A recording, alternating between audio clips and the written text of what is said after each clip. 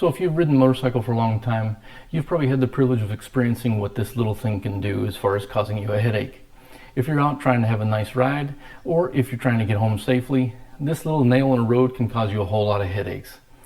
Something as simple as a flat tire can ruin your day if you don't have the right tools, or if you're out of cell phone range and you think AAA can help you and you can't reach them. So when talking about the basics, there's no better way to start than from the ground up.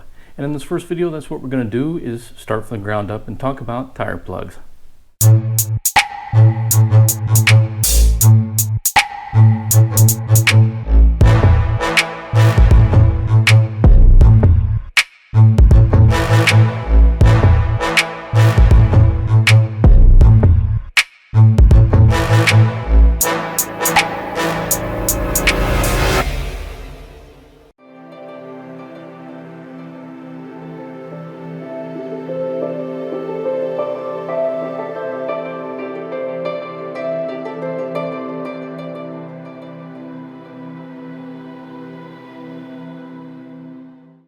Now whenever I order tools online, I do try and find tools that come with a carrying case, which makes it more convenient to use in the Spyder and just has everything there that you need.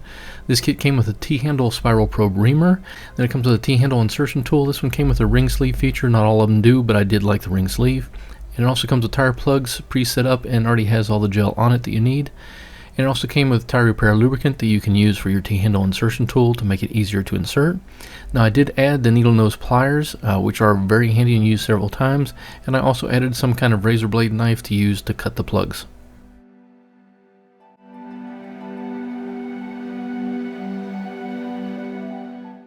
Now I will be showing two views, the inside of the tire and also the outside of the tire, so you'll get to see the both sides of the tire.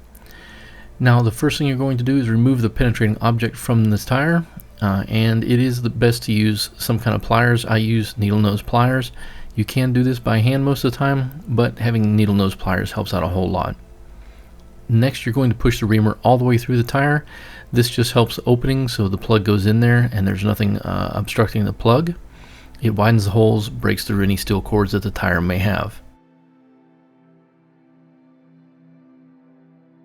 Next, you're going to make sure that the insertion tool is lubricated.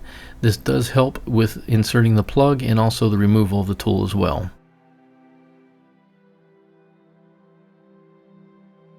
It does help to have a paper towel or a rag handy whenever you're doing this, because if you're wearing gloves it makes it slick. Next up, you're going to insert the tire plug into the insertion tool. I do mash the tip of it to help with inserting it into the tool. When I get it just far enough in there, this is where the pliers come in handy for a second time. They give you a better grip, and also they help pull it through a whole lot easier.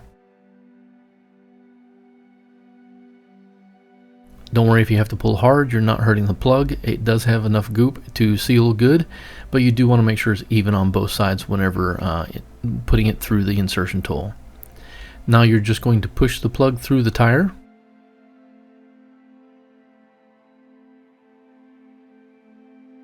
And you're going to stop when there's about ½ an inch or 13 to 25 millimeters of the plug left sticking out.